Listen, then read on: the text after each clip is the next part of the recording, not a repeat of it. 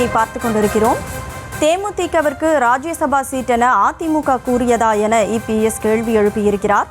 சேலம் ஆத்தூரில் செய்தியாளர்களை சந்தித்துக் கொண்டிருந்த இபிஎஸ்ஸிடம் செய்தியாளர்கள் பல்வேறு கேள்விகளை முன்வைத்திருந்தார்கள். தற்போது தேமுதிகவிற்கு ராஜ்யசபா சீட்டா என இபிஎஸ் பதில் கூறியிருக்கிறார். கூட்டணி பேச்சுவார்த்தையின் போதே அது தொடர்பாக பேசப்பட்டது எனவும் இபிஎஸ் கூறியிருக்கிறார். தேமுதிகவிற்கு ராஜ்யசபா சீட் கூட்டணி பேச்சுவார்த்தையின் போதே உறுதியானது என பிரேமலதா கூறியிருந்த நிலையில் தேமுதிகவிற்கு ராஜ்யசபா சீட் என அதிமுக கூறியதா என இபிஎஸ் கேள்வி எழுப்பியிருக்கிறார். அந்த அண்மை செய்தியை பார்த்து கொண்டிருக்கிறோம்.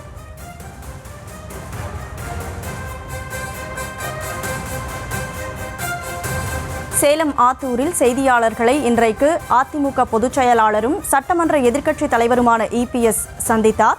அப்போது முன்னதாக மீனவர்களை தொடர்ந்து இலங்கை கடற்படை கைது செய்வது குறித்து பேசியிருந்தார். அது தொடர்பாகவும் அடுத்தடுத்து செய்தியாளர்கள் பல்வேறு கேள்விகளை எழுப்பியிருந்தார்கள்.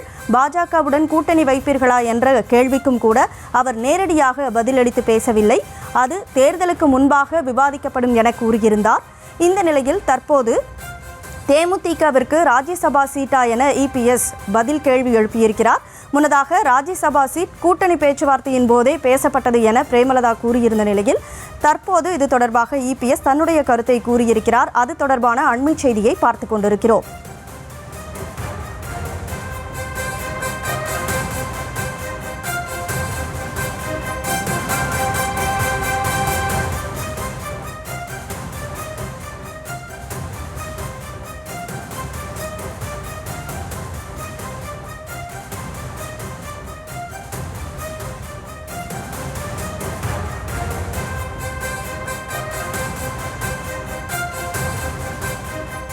தேமுதிகவிற்கு ராஜ்யசபா சீட் கூட்டணி பேச்சுவார்த்தையின் போதே உறுதியானது என பிரேமலதா கூறியிருந்த நிலையில் தற்போது இபிஎஸ் பதிலளித்திருக்கிறார். கூடுதல் விவரங்களோடு செய்தியாளர் ராஜேஷ் இணைப்பில் இருக்கிறார்.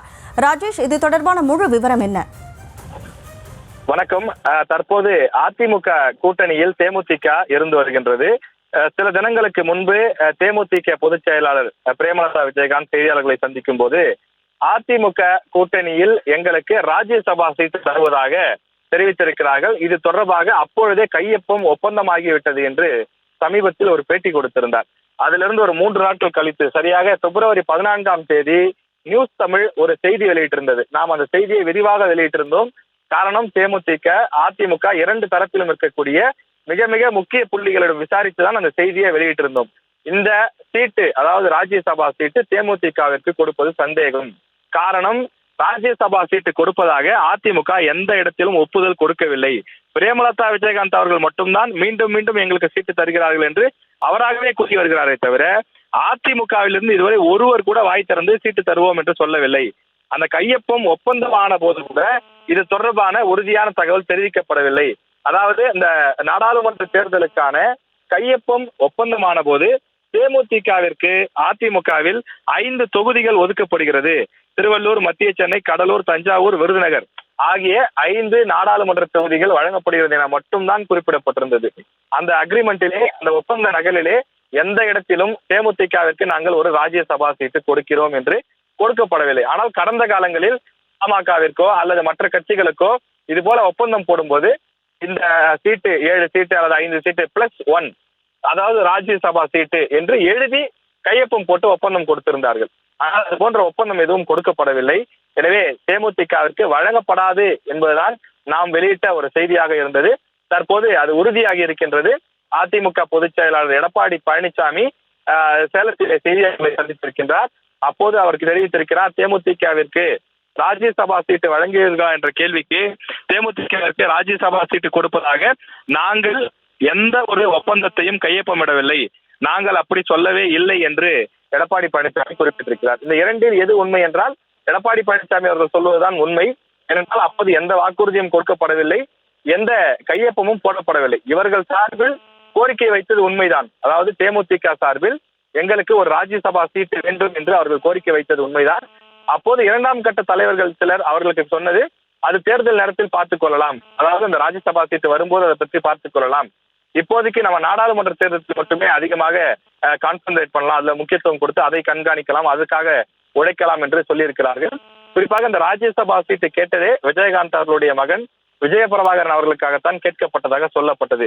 எனவேதான் அவரை வெற்றி பெற வைப்பதற்காக விருதுநகரில் அதிமுக மிக கடுமையாக உழைத்தது. அதாவது அதிமுக மற்ற சில தொகுதிகளை காட்டிலும் கூட இங்கு கூடுதல் முக்கியத்துவம் கொடுக்கப்பட்டது. முன்னாள் அமைச்சர் ராஜேந்திர பாலாஜி இரவு பகலாக விருதுநகரில் அடைந்து அவரை எப்படியாவது ஜெயிக்க வைக்க வேண்டும், விஜயகாந்த் மகனை ஜெயிக்க வைக்க வேண்டும் என்று பாடுபட்டு கொண்டிருந்தார். அவர்கள் ஜஸ்ட் மிஸ் என்ற அடிப்படையிலே ஒரு சில 100 வாக்குகள் வித்தியாசத்தில், 1000 வாக்குகள் வித்தியாசத்தில் தான் அவர் இந்த வெற்றி வாய்ப்பை கூட இழந்திருந்தார். எனவே தேமுதிகவை பொறுத்தவரையிலே அவர்களுடைய எதிர்பார்ப்பு ராஜ்யசபா சீட்டு வேண்டும் என்பது. ஆனால் அதிமுக அந்த ராஜ்யசபா சீட்டை கொடுப்பதற்கு தயாராக இல்லை என்பதுதான் தற்போதைய நிலவரமாக இருக்கிறது. இதில் முக்கியமான தகவல் என்னவென்றால், தமிழ்நாட்டில் தற்போது 6 ராஜ்யசபா இடங்கள் காலியாகிறது. வரக்கூடிய ஜூன் மாதத்தோடு 6 இடங்கள் காலியாகிறது. அதில் 4 இடங்கள் திமுகவிற்கு சென்றுவிடும்.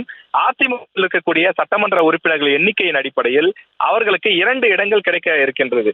அந்த 2 இடங்களுக்கும் போட்டா போட்டியாக இருக்கிறது. வட மாநிலத்திற்கு 1, தென் மாவட்டங்களுக்கு 1. அதாவது வட மாவட்டம், தென் மாவட்டம், மேற்கு மண்டலம் என்று இருக்கக்கூடிய நிலையில் ஒவ்வொரு மண்டலத்துக்கும் வேண்டும் என்று அந்தந்த பொறுப்பாளர்கள் எடப்பாடி பழனிசாமியை சந்தித்து அவர்கள் கோரிக்கை வைத்து வருகிறார்கள்.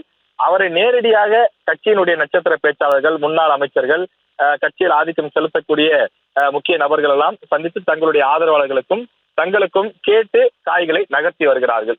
இப்படிப்பட்ட சூழ்நிலையில் அந்த 2 சீட்டை யாருக்கு பிரித்து கொடுக்க போகிறார் என்பது ஒரு கேள்விக்குறியாக இருக்கும் நிலையில் தேமுதிகவிற்கு இந்த சீட்டு வழங்கப்படாது என்பது உறுதியாகின்றது. இது மட்டும் இல்லாமல் பாமகவில் அன்புமணிக்கு ராஜ்யசபா சீட்டு முடியக்கூடிய நிலையில் வரக்கூடிய சட்டமன்ற தேர்தலில் அவர்கள் கூட்டணி வைப்பதாக தற்போதே ஒரு பேச்சு கிளம்பி இருக்கிறது. எனவே அவர்களும் அதிமுகவிடம் அப்ரோச் செய்வதற்கு, கேட்பதற்கான வாய்ப்பு இருப்பதாகவும் கூறப்படுகிறது.